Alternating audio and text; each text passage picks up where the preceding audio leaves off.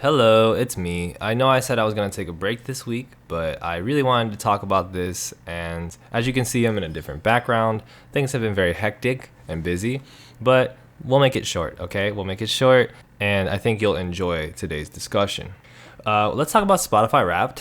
It's that time of the year where everybody's sharing Spotify Wrapped on their Twitter, on their Instagram, on other things that people use. I think it's safe to say that this thing, Spotify Wrapped, has become like a cultural phenomenon of sorts. And that makes sense given how much Spotify has grown. It's more than likely going to be over 200 million subscribers worldwide in the fourth quarter of 2022. It's a lot of people. Now, I am fascinated to know why Spotify, and Spotify Wrapped especially, are so popular. Why is it that in a time where everybody's so divided, in a time where people are so divided, in a time when everybody is very much disconnected and in different groups, one of the few things that people all across social media seem to converge to discuss in all types of different ways is Spotify Wrapped, posting those little screenshots, you know? That includes me. I had a bit of a fun time sharing my stuff, and I think there's something wholesome about it. I don't want to be the guy that's, oh, think deeply about the things you're using. You know,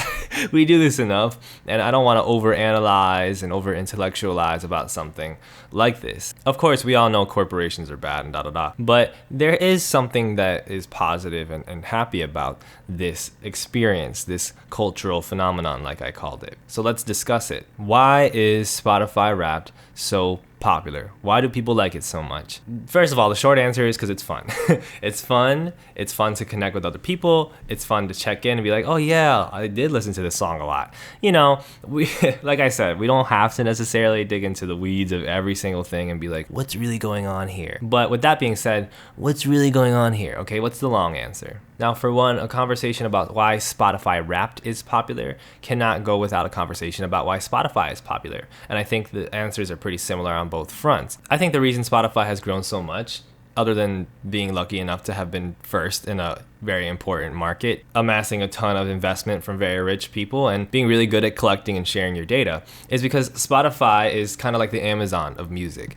It's very convenient. It emphasizes, in fact, convenience, affordability, and personalization over something like, you know, a subjective idea of quality.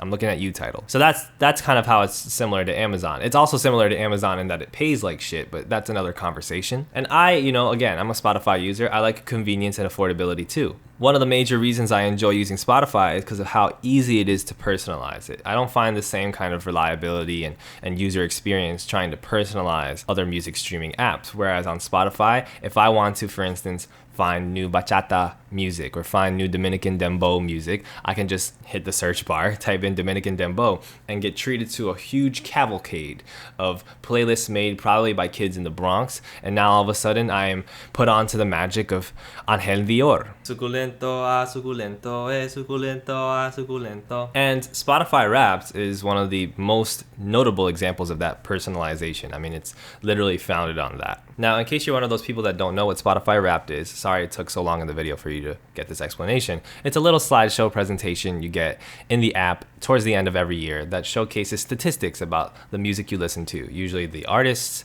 that you listen to the most, the music, the songs you listen to the most, stuff about genres and stuff like that. And every year, Spotify has ranked this up a little bit more. They've added different memes. They used to use little, I think they thought it was appealing to Gen Z, like catchphrases that tried to make it sound more personal and cool. And they also try now this year, like different aesthetic like ways of combining artists, or like they have this thing where they're describing your morning, afternoon, and night with like combinations of keywords. So now I have to deal with the fact that my nights have been described as hype, lit, poetic. I don't think I like music anymore, actually. But ultimately, this is a viral marketing campaign. Pretty smart one, right? It started in 2016, and in addition to being something that everybody uses to pay attention to Spotify, it's also something that allows people to have different statistics about their businesses. Usually artists get to see statistics about who's listening to them and like how much people are listening to them, etc., etc. So it has some ways in which the data provided can be useful. So this is a bit of a preamble, and now we can discuss why this thing has such a grip on us. But first, let's take a quick ad break because I like money. Okay, we're back. So let's talk a bit about individualization. I've been kind of trying to study this book and this concept called transindividuality. It's from a book by Jason Reed, who's been studying this, and it's really complicated and heady and up there. So I'm not sure if I can really translate the concepts to you, but what I'll say about it is that I found it very interesting how Jason Reed and this concept is combining the concepts of collectivity and individual, and moving past the idea that these are two separate things and that the individual is just like this atom that's part of the collective, and rather seeing that there are ways in which the collective influence the individual and the individual influences the collective that cannot be merely conveyed by those terms and concepts. Now, part of this comes as a sort of response or analysis of a society that we all kind of have seen as being more and more individualized under capitalism. Now, as Jason Reed starts the book, he says, the individual has become not only the basis of political, cultural, and economic understanding, but also the extent of all our aspirations. The individual is both methodologically and prescriptively dominant. It is simultaneously all one needs to make sense of the world and the best that one could hope from it.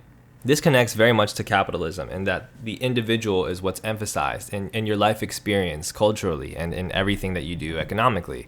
You are told that from an early age you are supposed to be yourself, you're supposed to know yourself, you're supposed to better yourself, be your best self, and you do so in part through trying to financially move yourself up the ladder. Everything is coming down to material in a lot of ways, and so the way to make your material reality as good as possible and as far away from worrying about survival as possible is to simply make yourself more and more money, is to make yourself more and more of an instrument for productivity and for income. And this, of course, feeds our culture, it feeds everything. When it comes down to what we're doing online, people are less and less seemingly, this is very abstract, but it seems people are less and less concerned about working into groups and trying to make things happen as a group than they are like, I want to just express this thing that I have only thought, or these specific things that make me, me. You're so focused on making you, you. Now, in particular, this individualization has a lot to do with music. It's not just with consumers, right, which we'll talk about, but also with artists. We focus on artists, especially popular artists, very much as themselves, as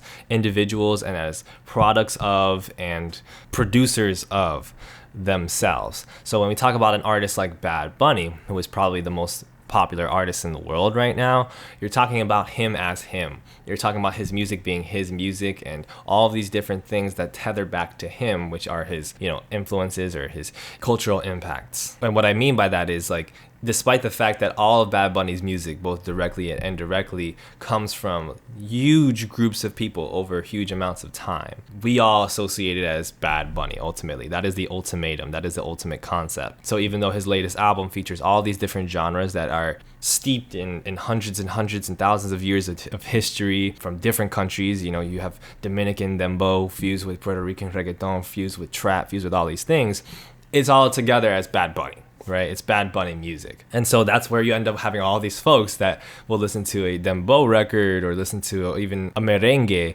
and be like, wow, that sounds like Bad Bunny, because they don't know any better. And the only way that they process the culture around them is through individuals that stand out to them. And as a Dominican, I'm not salty about that at all. So when we talk about the consumer, we're talking about ways in which the consumer, who does not have the opportunity to stand out in the same way a Bad Bunny does, tries to stand out in their own right through their consumption habits. If you're not standing out as a producer, you want to stand out as a consumer. You want to be able to say, I have this thing, I have that thing, this is what I like to buy, this is what I don't like to buy, this is what I like to wear, this is what I like to represent. And all of that comes down to your consumption habits. And so Spotify Wrapped is this really nice tool through which we can compare our consumption habits to other people. And yes, that is through ultimately listening to music. And like I said at the beginning, I gave you the short answer, okay? It's fun, it's a good way to share with people. But if we're gonna do the overthinking thing, yeah, it's consumption habits. It's literally us using a corporate app and streaming music in a specific way that is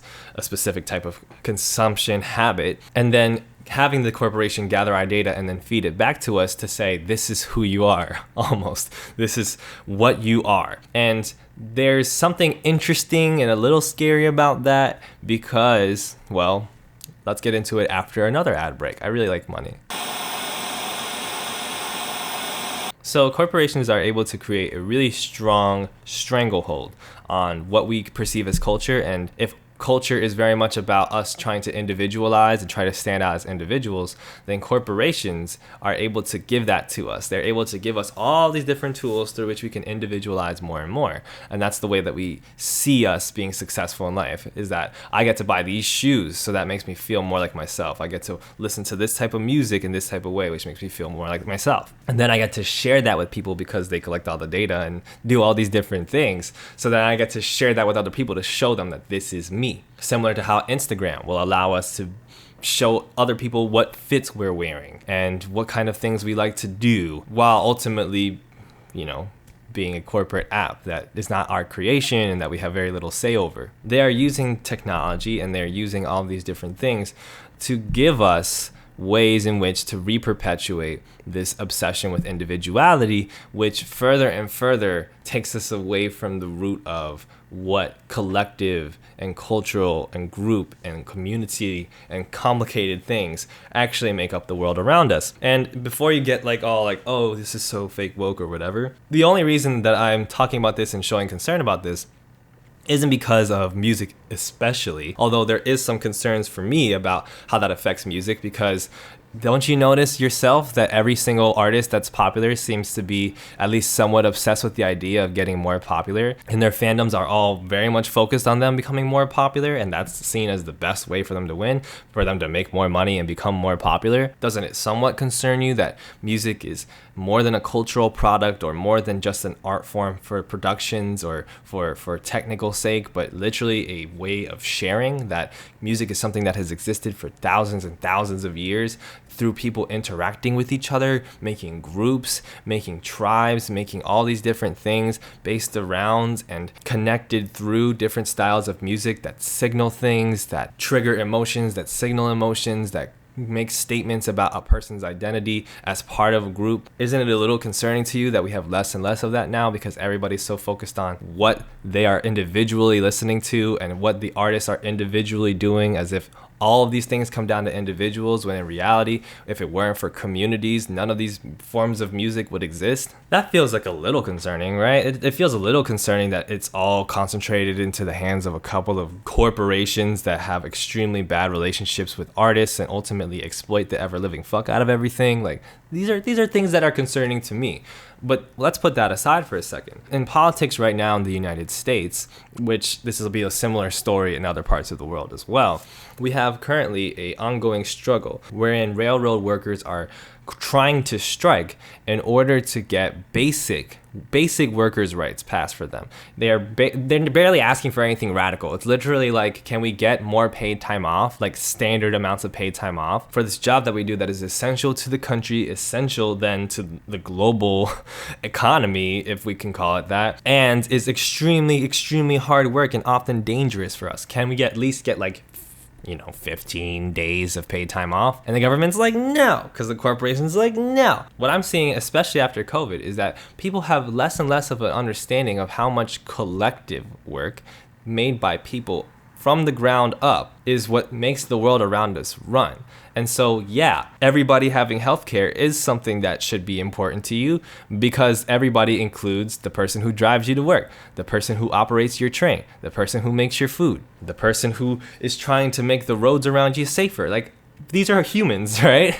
And it's not even just that I think individuals, right? Because I think this is a mistake people make. People point at individuals and are like, you guys are so naive and so stupid and you don't realize what's going on around you. You don't like people. You don't care about humans. It's that people are literally being fed individualistic ideas and literally have less and less of a sense of the type of communal human work that goes into everything. It's being programmed out of our heads. It's like being fed to us because of commodity fetishism, for one, which teaches us that commodities are important on basis of them being commodities, that is what gives them life, and detaches the commodity from the human labor that actually creates it. So you go to a shoe store and you want to buy a pair of shoes, and you're not thinking about the people who made that pair of shoes. Through doing this, we care and center our lives more around the commodities and the consumption of these commodities than we do all of the humans around that make it possible for us to have those commodities in the first place and that make the commodities worth anything in the first place. And so as those railroad workers continue to get railroaded by even supposed democratic socialist politicians who are supposed to be arguing on behalf of the workers' rights, Anyway, things like Spotify Wrapped are just another indication to us of how little we think about the community when it comes to our everyday habits. We are thinking about the individual instead. We are thinking about what I consume, what I like, what I was going through this year, what I was doing. And I'm sorry, but what you listen to on Spotify doesn't really say shit about who you are. Because for one, all the different things that got that music to you in the first place were things that were out of your control. The only reason it was Taylor Swift or it was Drake that you were listening to get you through the breakup was because they were the extremely popular artists that you were fed the whole way. So you were able to see their music, you were able to hear their music, it was able to get in your head, and then it was able to be something you associated with the difficult times you were going through, which it's fine if you listen to Taylor Swift and Drake if you're going through something. But don't pretend that that is like this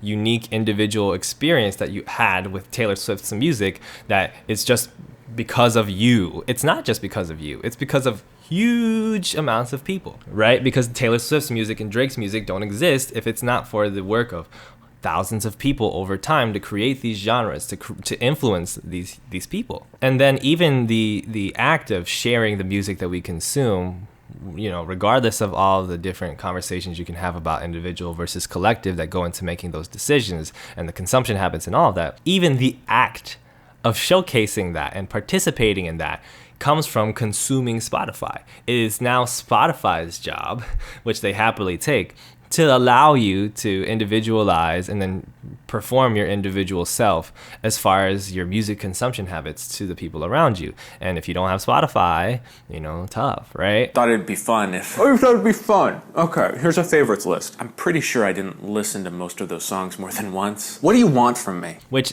none of this is like stripping you of a human right. And again, like before you get on me for doing the whole, oh, you're being fake deep, I gave you the short answer at the beginning of the video, okay? You were the one who watched to this point. But with that being said, even if it's not this immediately pressing thing and there's a lot worse things going on in the world, there are things we can see in the less bad things, or at least even the good things, that we can connect to the very bad things. And we can see how our culture is shaped, how individuals are shaped by corporations and by capitalism and a capitalist system that incentivizes you to only think about yourself or only think about an individual.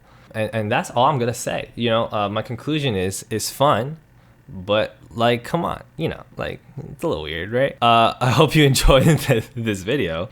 I hope you read up about the railroad workers and their strike. And I hope if you have questions or concerns or want to continue the conversation, you leave a comment. Otherwise, hit the like button, subscribe, notifications, and thank you for watching. See you.